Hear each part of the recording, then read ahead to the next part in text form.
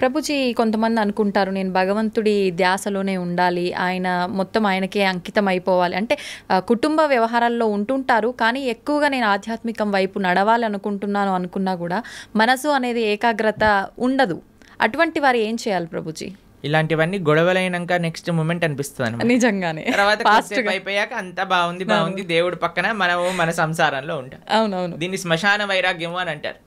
కాబట్టి దీంతో పనికి రాదండి. మనము to start with regular spiritual practice ఉండాలి. మనం ఏమనుకుంటామంటే ఇప్పుడు నేను మొత్తము కూడా ఈ సంసారంలో ఉంటాను, ఒక సమయానికి సంసారానికి పులి స్టాప్ పెట్టేసి మొత్తం ఆధ్యాత్మికం అయిపోతాను.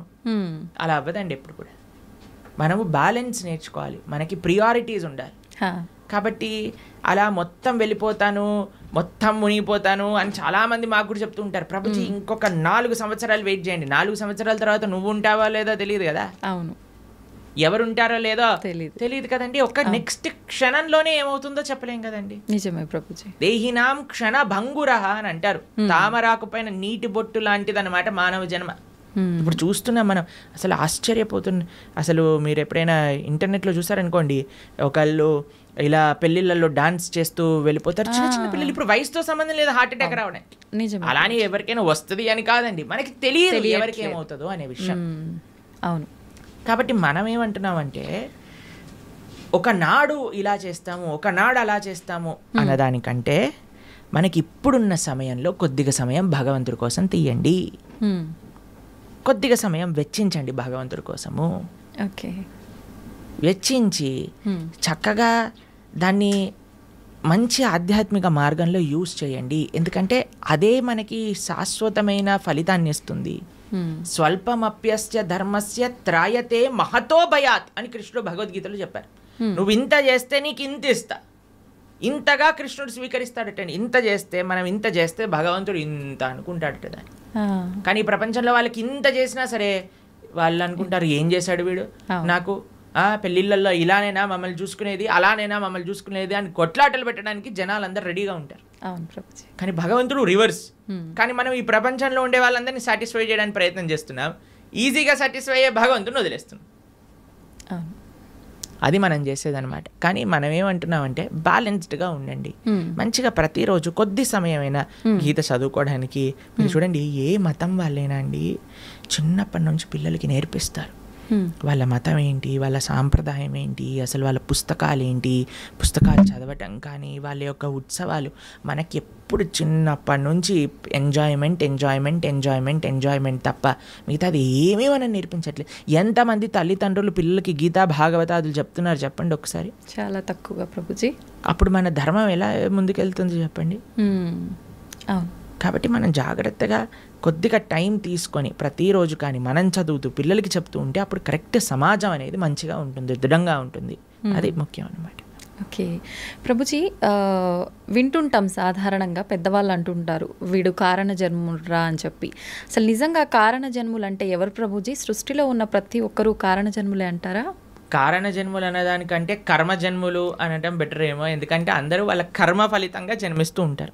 కారణ జన్మలు అని అంటే ఎవరైతే మహానుభావులు ఉంటారో, మహాభక్తులు ఉంటారో, ప్రపంచంలో ఉండే వాళ్ళందరినీ భక్తి మార్గంలో ధార్మికంగా నడిపించడానికి ప్రయత్నం చేస్తూ ఉంటారో, వాళ్ళ ఆచరణ ద్వారా శాస్త్ర అధ్యయనం ద్వారా 10 మందికి మంచి చేయడానికి ప్రయత్నం చేస్తుంటారు. అటువంటి మహానుభావులు కారణ జన్ములుగా మనం చెప్పొచ్చు. ఎంతో మంది మహానుభావులు మన భారతదేశంలో కారణ జన్ములుగా ఒక ప్రయోజనం కోసం అవతరించిన వాళ్ళు ఉన్నారు. మన ఆచార్యులు జగద్గురు శంకరాచార్యులు కానీ, జగద్గురు మధ్వాచార్యులు కానీ, జగద్గురు రామానుజాచార్య స్వామి వారు, శ్రీ చైతన్య మహాప్రభు, వల్లభాచార్యులు, శ్రీల ప్రభుపాదులు వారు, ఇటువంటి మహానుభావులు జన్మిస్తారు. వాళ్ళని కారణ జన్ములు అని అంటారనమాట.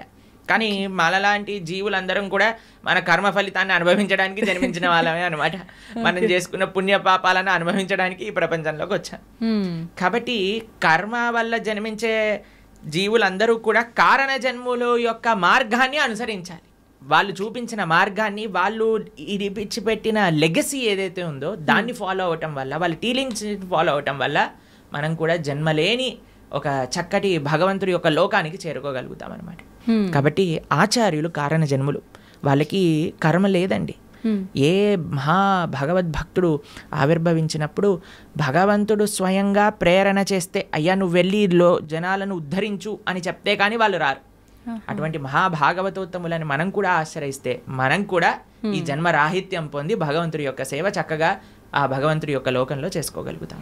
ప్రభుజీ, ప్రతి ఒక్కరికి కూడా ముందు జన్మకు సంబంధించిన వాసనలను బట్టి పాపపుణ్యాలు ఉంటాయి కదా, మరి వాళ్ళకు అంత గత జన్మలకు సంబంధించిన ఉంటాయి కదా, మరి వాళ్ళకి ఎందుకు ఉండవు కర్మలు? ఆచార్యులక మహాభాగవతోత్తములక, ఎందుకంటే వాళ్ళు భగవంతుడు పంపిస్తే ఈ ప్రపంచంలోకి వచ్చిన వాళ్ళు. వాళ్ళందరూ కూడా భగవంతుడి యొక్క లోకంలో ఉండేవాళ్ళు అనమాట. అయ్యా నువ్వు ఉద్ధరించడానికి వెళ్ళు అని వాళ్ళని పంపిస్తే వాళ్ళు వచ్చి మనల్ని ఉద్ధరించడానికి ప్రయత్నం చేస్తారు.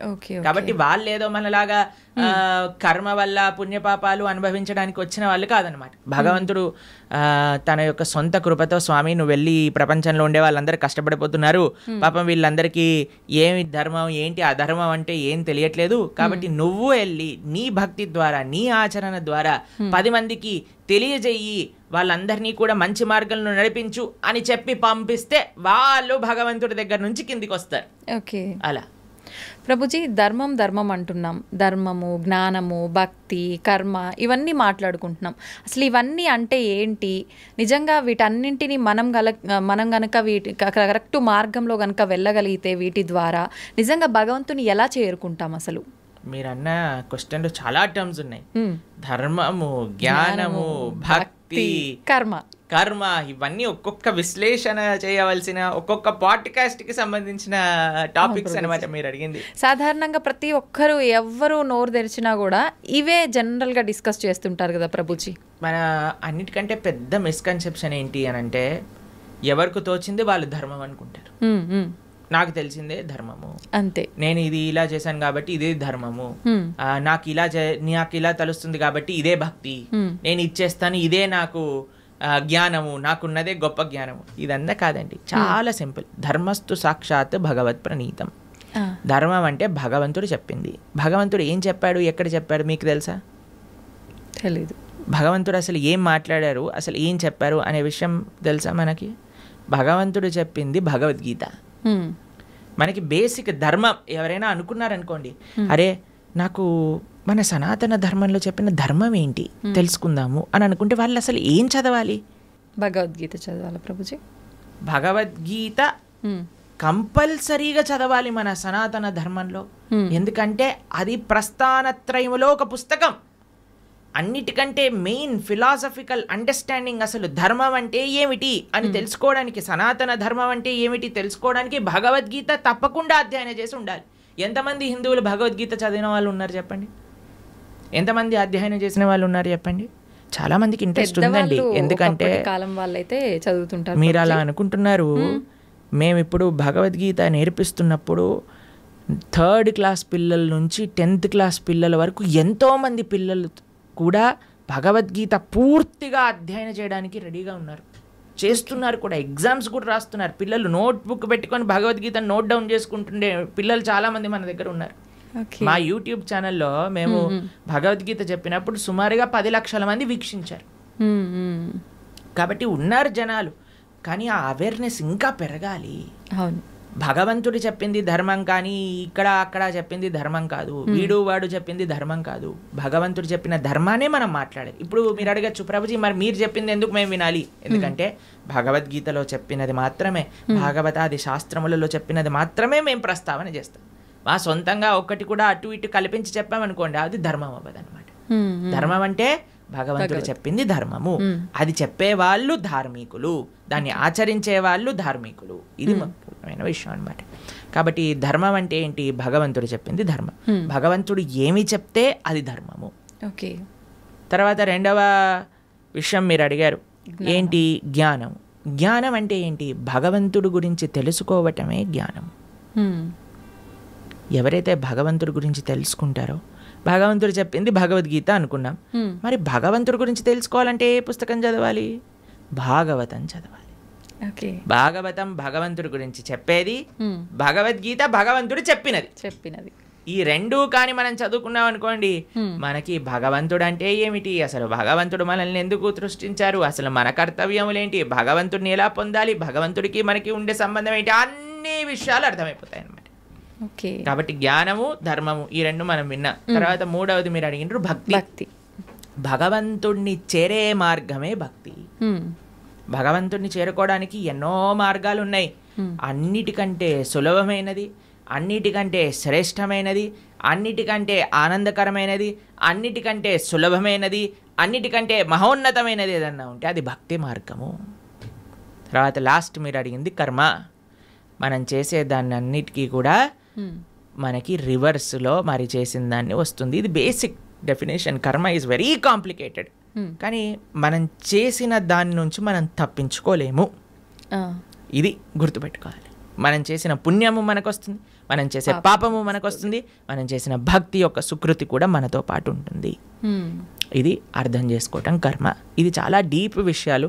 మళ్ళీ ఎప్పుడైనా మనకి సమయం ఉన్నప్పుడు కర్మ గురించి, జ్ఞానం గురించి, భక్తి గురించి, అలానే ధర్మం గురించి ఇంకా మనం డీప్గా డిస్కస్ చేసుకోవచ్చు అన్నమాట.